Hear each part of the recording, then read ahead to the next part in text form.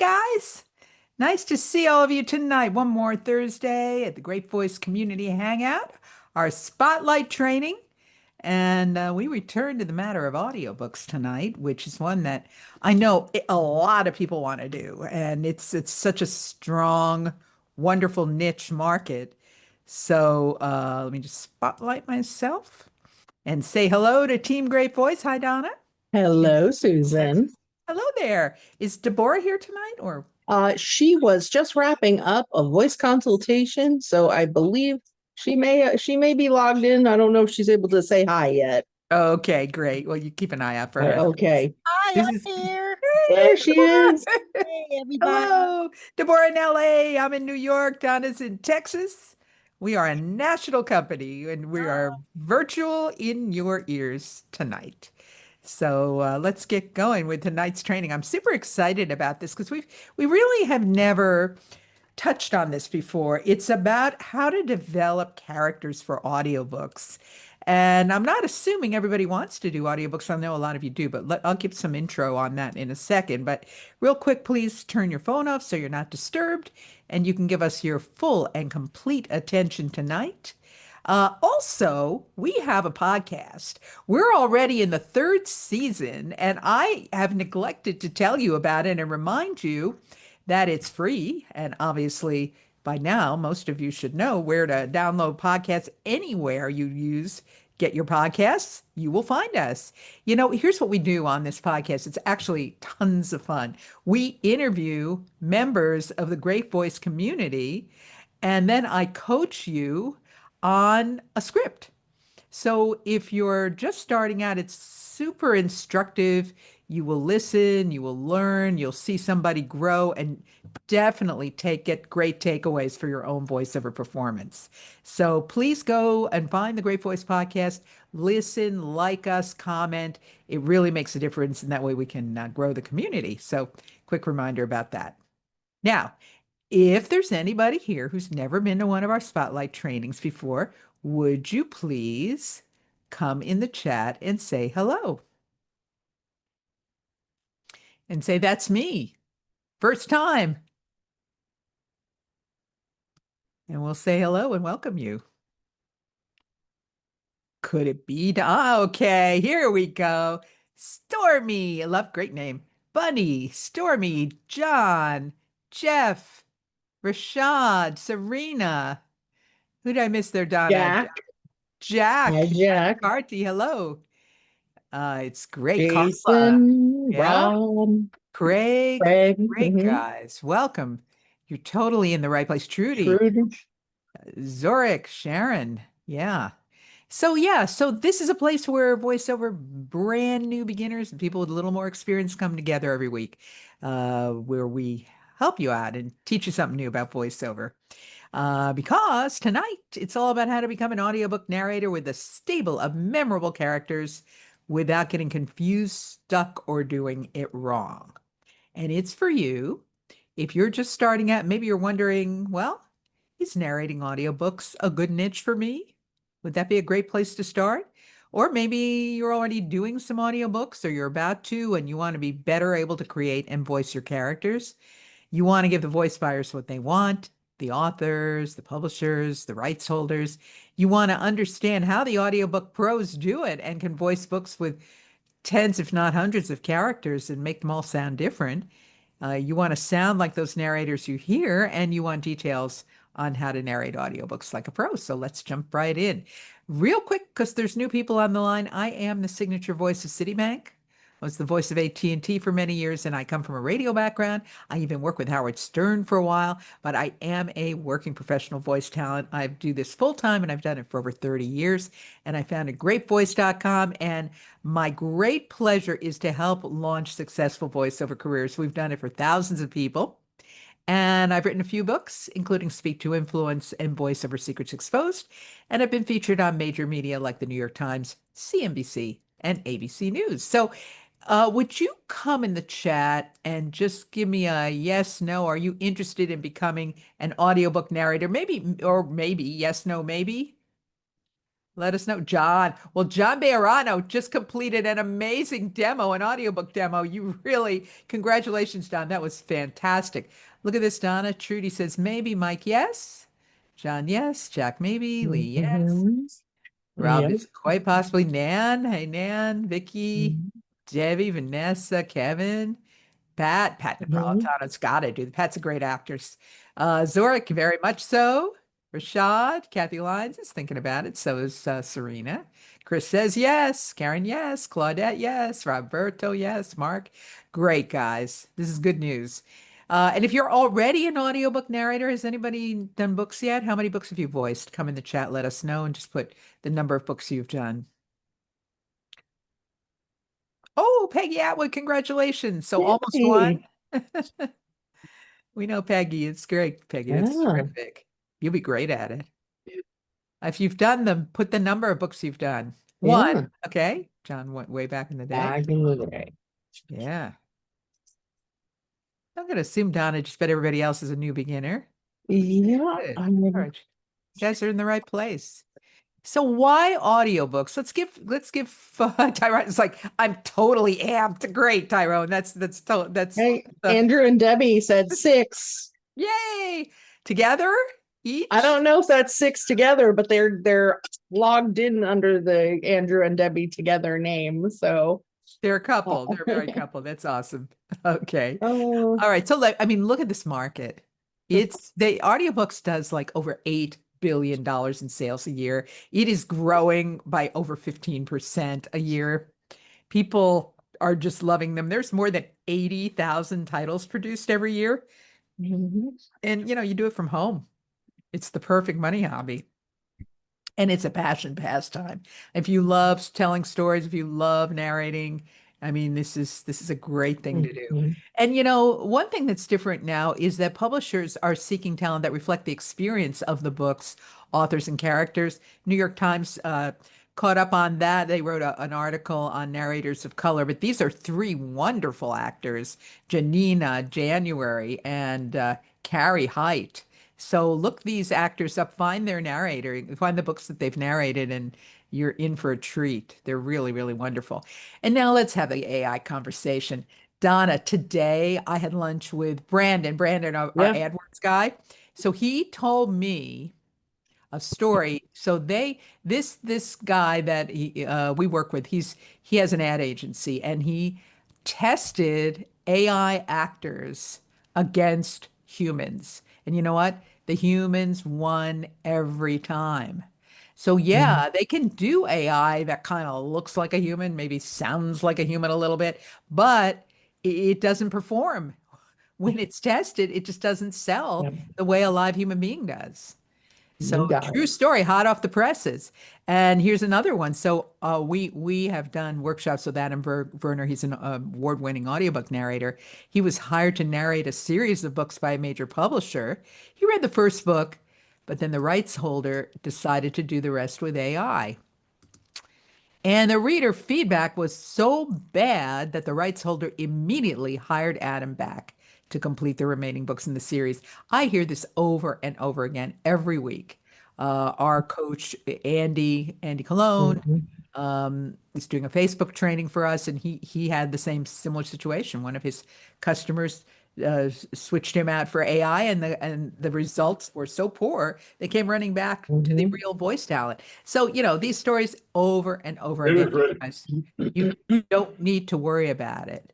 So to get started, you do need a demo, which is a little different than a regular voiceover demo. So in audiobooks, you are recording clips, which are short segments of three different books. They're about a minute to two long with no music. And you want to make sure you have fiction where you're showing your ability to do characters, which is our topic tonight, especially male and females, two people of the same sex, different ages, different emotions, first person fiction, and maybe a nonfiction book. But you really need to understand how to do characters if you want to make it in audiobooks. And of course, accents, dialects, age range, all that stuff you might be good at or interested in learning how to do. And real quick, how do narrators get paid? Well, three ways. You can get a royalty share, which means you get no money until the book sells, which is a little risky. You better make sure people do make money. They just choose wisely books by well-known authors. It's called royalty share. Or you get paid by the hour, finished hour, not by the hours it takes to narrate the book, but the finished running hour. I'd say the average is somewhere about $250 per finished hour. Some people have made as much as $1,000 per finished hour for shorter specialty books, or as low as $50 an hour. So you don't get rich doing audiobooks, but you can do quite well. Adam gave us some examples, Adam Werner, when he taught for us. One particular royalty share project paid him $70,000, which is not typical, but it can happen. And an experienced full-time narrator like Adam can make six figures a year. He supports a family of five doing audiobooks, but he's a pro. He's been at this for a while. So just so you know, it is a legitimate money hobby, and some people do it full time. So look at all the different types of audiobooks you guys can narrate. Go through this list real quick. Come in the chat and tell us which one, which types of subgenres, audiobook genres you think you might want to narrate.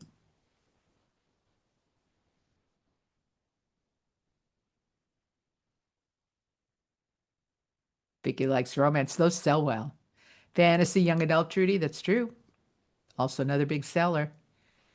John's open to anything. I got to tell you guys that the number one category is thriller and suspense, murder mystery. All kinds of fiction, Vicky, you're wise. So unfortunately, self-help, Tootie, doesn't sell as well. You're not going to have that many opportunities. It's there, it's out there. But mystery, John, is the way to go. So is sci-fi. Christian themes are big. Lots and lots of books sold in the Christian market. Thriller, Lee, you got it. Adventure, sci-fi, nan, fiction. Yeah. So this is the world that you'll live in as an audiobook narrator, and each book is a fascinating trip, a fascinating journey. Now, fiction's the most popular. And obviously, to succeed as a fiction narrator, you need to know how to do what? Create a never-ending stream of memorable characters. So why can this be a challenge? Well,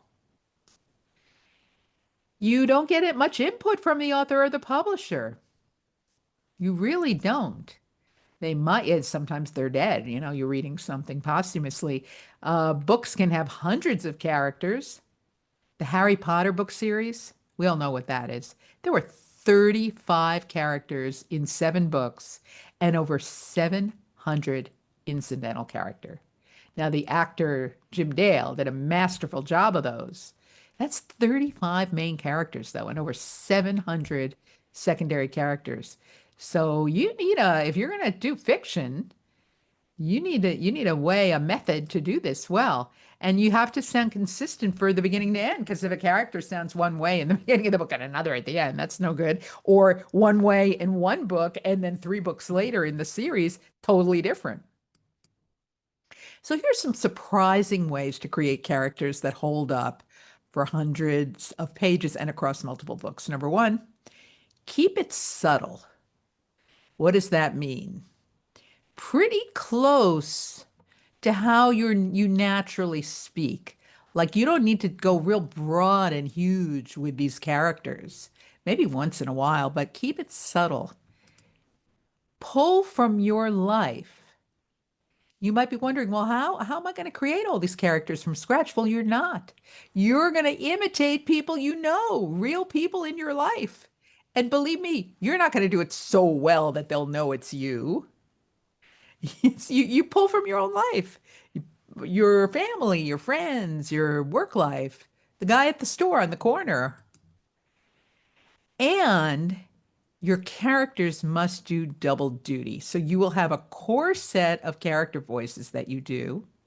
And then just by changing, for example, you have one character, but just by changing the pacing or the pitch of that one character, all of a sudden you have 2, 3 additional characters based on the core character. Does this make sense, you guys? So really, you might only create a handful and then turn them into multiple characters. Come in the chat and tell me that that's clear. It's actually kind of exciting and a lot of fun. John says he can do that. So does Karen too. So you're actually taking the same character, maybe giving them an accent, maybe making the voice a little lower, a little higher, add a little gruffness, Jorge. Margaret adding like a little whispery, but it's the same character, but changing one or two things, and all of a sudden, one becomes two, becomes four, becomes eight. I love the next one, bad impressions. So it's a lot of fun and a really good thing to do to try to impersonate famous voices. You will never get it right. It's going to suck, actually, probably a lot of times. It's going to be really, really bad and embarrassing, but it's a character voice. So that's a great place to start. Like men and women try to imitate Arnold Schwarzenegger, for example. That's scary, right? Even women, and then see what happens. You might create a fun character. Try to do the voice of someone that's a famous voice and see what happens. Bad impressions. Nobody needs to know who the source material was. So, what about locking in a character for an entire book? How long is the average book? 300 pages? You gotta keep in character for a long time. Well, let me give you a real tip. I don't even think I put it on the PowerPoint. Make the narrator's voice as close as possible to your conversational speaking voice, because that's the voice that's going to be doing the most. Make it as close as possible. You can take a note on that, as close as possible to your natural speaking voice. And, consistency can be a challenge because books can take months to complete, depending on the size of the book and the speed at which the rights holder needs it. It's easy to forget what you did pages ago. If you're not careful, certain characters can actually strain your voice. So, number one, don't do anything too wacky and out there. It's not a video game. It's not a cartoon. It's a book, and you got a lot of reading to do.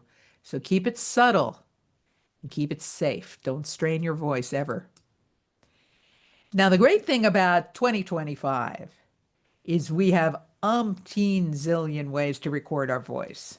You can and you should and you must. Start files on your phone, put them on your computer, create your characters and notate them, put them, code them and put them onto your computer. Keep files of characters and make notes so you can find them. So maybe you come up with the voice of a school teacher. Well, you used it in book A. 10 books later, you might have another school teacher. Go back, copy the same voice. Nobody's going to know. Monster voices. Bring the same monster back again and again. Keep careful records and make notes about voice types. And again, like I said, the characters that speak the most should be as close as possible to your natural voice with subtle shifts. Shifts perhaps in pacing, shifts that won't strain your voice, softness or loudness, or perhaps a little more texture or a little less. So what about inspiration? Where do you get inspired for your characters? Well, like I said, pull from your own life.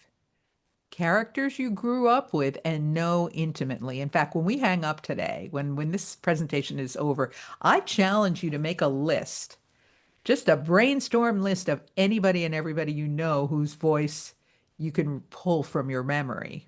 And even if vaguely, that's your character source code. Imitate your coworkers. Again, you're not going to do it so well they'll be embarrassed or will ever know. It should make you laugh. Imitate them. And like I said, do bad impressions of famous people. Now, what are some of the most common mistakes narrators make when doing voices of the opposite sex? The first thing men do when they imitate a woman is to try to talk like this in a falsetto. It doesn't work.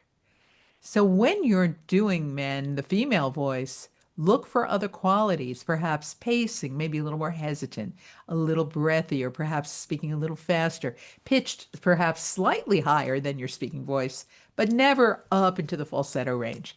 Same thing with women. Ladies, don't do the opposite. Don't try to talk like this. Doesn't work. It's weird. But do perhaps add more texture to your voice, a little rougher perhaps, a little slower, a little less emotion. Less lilting. Women Yes, lilt it's a more. great word, Donna. Men Lilting. stay in a more flat, even range, and women go up and down. Don't Um, we? Everything is absolutely. like this. Yes, it's all very dramatic for us. Keep it That's all a very great, great even. point, Donna. Less lilting. Take a note, you guys. Now, 4 ways to successfully do it all. I'll have to add less lilting, but attitude is everything.